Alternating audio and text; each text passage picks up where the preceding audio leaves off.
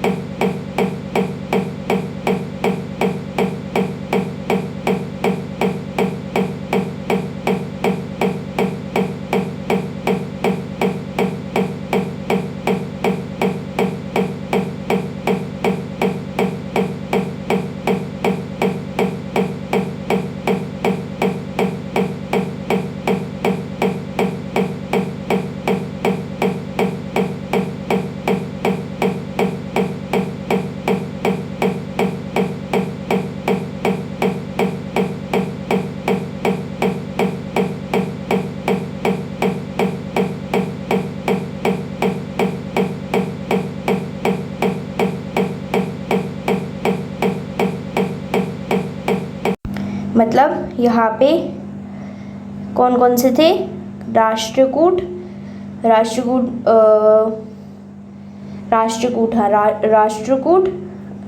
राष्ट्रकूटास, प्रतिहार्स, पालास, sense, Chalukyas, सातवाहनास, Parmars, Ahoms, Cholas, Pandyas और विजयनगर भी India में फ्लरिश हुए, फले फूले। इस काल की अनेक महत्वपूर्ण इमारतें अपने समय की कहानी स्वयं बताती है। मतलब जो ये वाला जो काल है, इसमें जो अनेक जो बहुत सारी इम्पोर्टेंट बिल्डिंग्स हैं वो खुद ही अपनी स्टोरी बताती है उस ऑफ देयर ग्लोरियस टाइम। यहाँ पे एक और चीज़ है,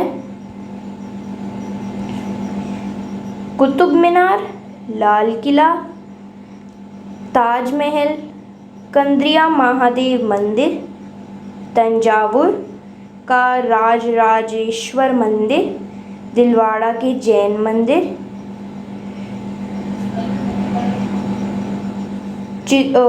ये चित्तौड़ का विजय स्तंभ इसके उदाहरण है। मतलब ये जो हमारी बिल्डिंग्स है, जैसे कुतुब मीनार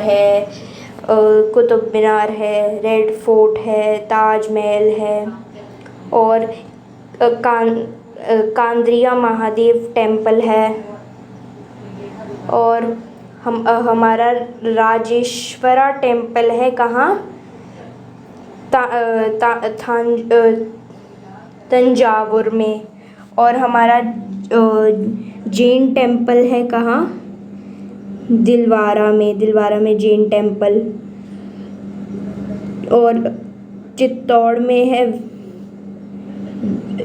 में हमारा विजय स्तंभ। ये जो हैं इमारतें, ये बहुत मतलब जो इम्पोर्टेंट बिल्डिंग्स हैं कह सकते हैं। गुरु नानक देव जी ने सिख धर्म शुरू किया।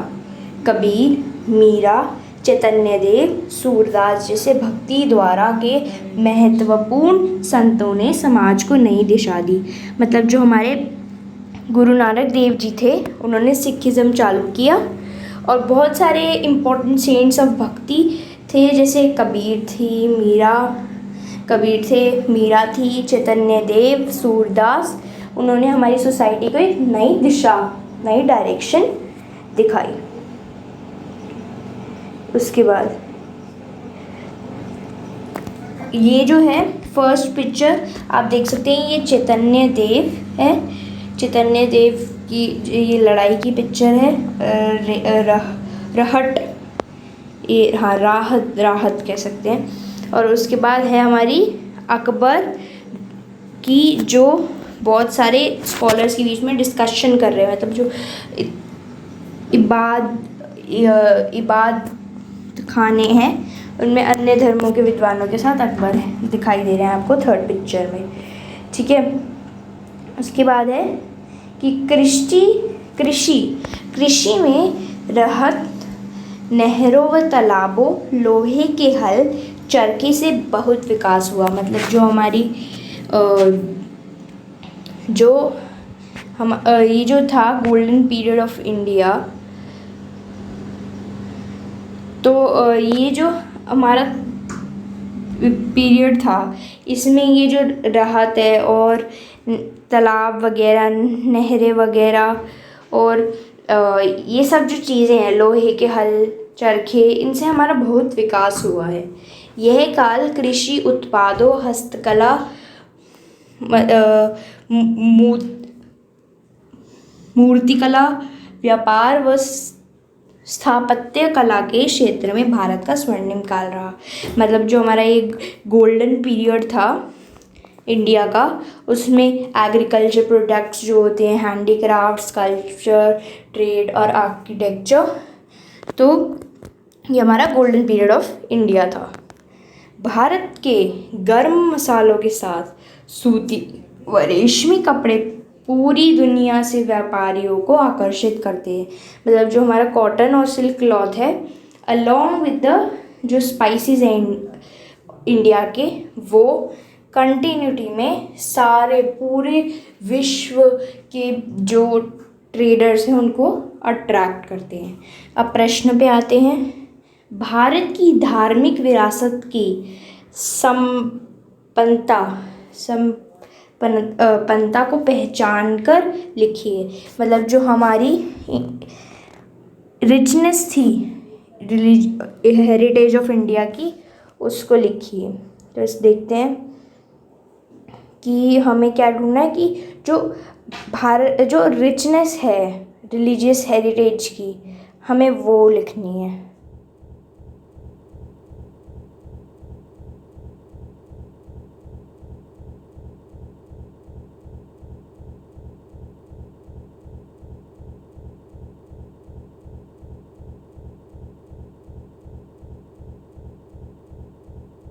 आंसर हो सकता है इसका कि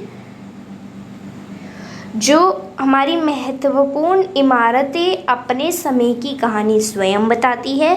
कुतुब मीनार, लाल किला, ताजमहल, कंदरिया महादेव मंदिर, तंजावुर का राजराजेश्वर मंदिर, दिलवाड़ा के जैन मंदिर, चित्तौड़ का विजय स्तंभ इसके उदाहरण है। यहाँ तक इसका जो आंसर है हमारा वो ये वाला जो हमारा आंसर था ये यहाँ तक है। तो ये हमारा हो गया फर्स्ट का आंसर। उसके बाद नेक्स्ट क्वेश्चन है कि प्रश्न 2, ईसाई व इस्लाम धर्म के सबसे पहले केरल में आने का क्या कारण है। तो ये पूछा है कि जो हमारी क्रिश्चियनिटी थी और इस्लाम था, उसमें सबसे पहले केरल में ही क्यों आया वो, और स्टेट्स में भी आ सकता था, अब वो केरल में क्यों आया। अब इसका आंसर इस वर्कशीट में नहीं है, मैं आपको बता देती हूँ। इस आंसर का इस क्वेश्चन का आंसर ये है कि उस टाइम पे जो शिप ट्रैवल था, जो पानी से ट्रैवल करते हैं, तो वो ज़्यादा मतलब उनको सही लगता था उस टाइम पे। तो जब वो शिप से आ रहे थे तो नीचे से, इंडिया के नीचे से, श्रीलंका वाले पार्ट से, जो नीचे वाला पेनिनसुला है, वहाँ से सी से जो केरला था वो ज़्यादा पास था, इसलिए सबसे पहले कहाँ है, केरला में आया। तो इसका आंसर क्या है कि उस टाइम पे पानी के द्वारा ट्रैवलिंग, पानी के द्वारा जाना उनको ज़्यादा मतलब उस टाइम पे पानी, उस समय में पानी के द्वारा जाना उनको ज़्यादा सही लगता था। इस वजह से वो सी के दौरान मतलब सी के वहाँ से आ रहे थे, तो वहाँ वाले रीजन से केरला ज़्यादा पास था, इस वजह से वह केरला में सबसे पहले उन्होंने इस्लाम और ईसाई धर्म का सबसे पहले केरल में आने का यही कारण था। तो आप इसको लिख सकते हैं, इसका कारण यही है। उसके बाद हमारा प्रश्न 3 कि भारत की कुछ ऐतिहासिक इमारतों की सूची, उनके स्थान, निर्माता और उनकी विशेषताओं के साथ बताइए। मतलब हमें क्या बताना है, हिस्टोरिकल बिल्डिंग्स जो है इंडिया की, उनकी लोकेशन, उनके बिल्डर और उनकी स्पेशलिटी बतानी है। तो इसका भी आंसर मैं आपको बता देती हूँ। सबसे पहले हमारी हिस्टोरिक बिल्डिंग है रेड फोर्ट। हम रेड फोर्ट को लेते हैं। लाल किला की लोकेशन आप लिख सकते हैं दिल्ली, और लाल किला की लोकेशन आप लिख सकते हैं दिल्ली, और उसका बिल्डर था शाहजहाँ। आप ऐसे एक टेबल बना सकते हैं, मैं आपको दिखा देती हूँ कैसे, एक मिनट। हाँ, तो आप जैसे यहाँ पे लिख सकते हैं, एक ऐसे टेबल बना सकते हैं। यहाँ ऊपर लिख सकते हैं इमारत, यहाँ लिखो उनका स्थान, यहाँ निर्माता और यहाँ पे विशेषता। ठीक है, तो सबसे पहले हमारा लाल किला है। फर्स्ट हमारा लाल किला है, एक मिनट, रेड फोर्ट है, हाँ। फर्स्ट हमारा लाल किला है फर्स्ट हमारा। तो लाल किला जो है वो कहाँ है? दिल्ली में। और वो किसने बनाया था? निर्माता कौन था उसका? शाहजहां। और उसकी जो वो थी विशेषता थी वो ये थी कि वो सैंडस्टोन से बना है। वो किससे बना है? सैंडस्टोन से बना है। उसके बाद हम दूसरा लिखते हैं कुतुब मीनार। साथ साथ आप लिखते जाइए कि कुतुब मीनार उसकी जो स्थान था वो भी दिल्ली थी। और उसका निर्माता कौन था? कुतुबुद्दीन ऐबक। कुतुबुद्दीन ऐबक। और उसकी जो वो थी विशेषता थी वो ये थी कि वो भी सैंडस्टोन से बना था। और जो उसकी हाइट थी वो 72.5 एम थी, 72.5 एम। उसके बाद नेक्स्ट प्रश्न 4, भारत विदेशी व्यापारियों को सदैव आकर्षित करता रहा है, इसके कारण बताइए। मतलब जो हमारी जो इंडिया है वो फॉरेनर ट्रेडर्स को बहुत सालों से, बहुत एजेस से अट्रैक्ट करते रहे। क्यों? वाई? क्यों करता है? तो हमारा जो इसका आंसर हो जाएगा कि यहाँ पे भी था हमारा आंसर शायद,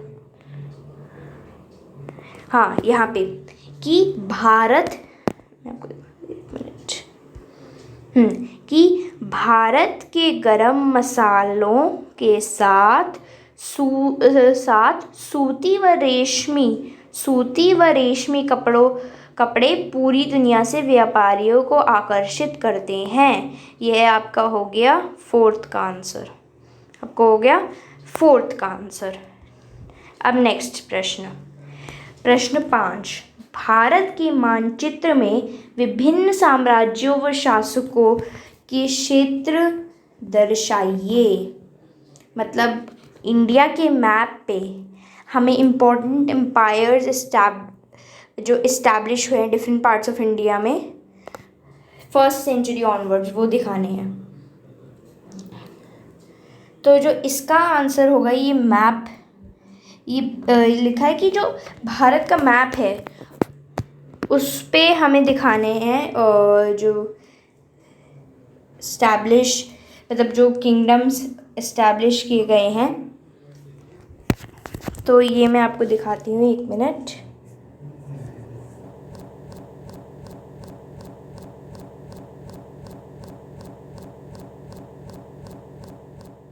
तो आपको क्या करना है, आपको एक मैप लेना है, उस पे जो साम्राज्य व शासक हैं वो आपको पॉइंट आउट करने हैं। जैसे जो हमारा मुग़ल था साम्राज्य और हमारा अशोक, गुप्त, ये सब जो साम्राज्य थे आपको एक मैप पे पॉइंट आउट करने हैं। और ये आपको इस वर्कशीट का प्रश्न 5 है। ठीक है, तो अपना काम कर लीजिएगा और थैंक यू।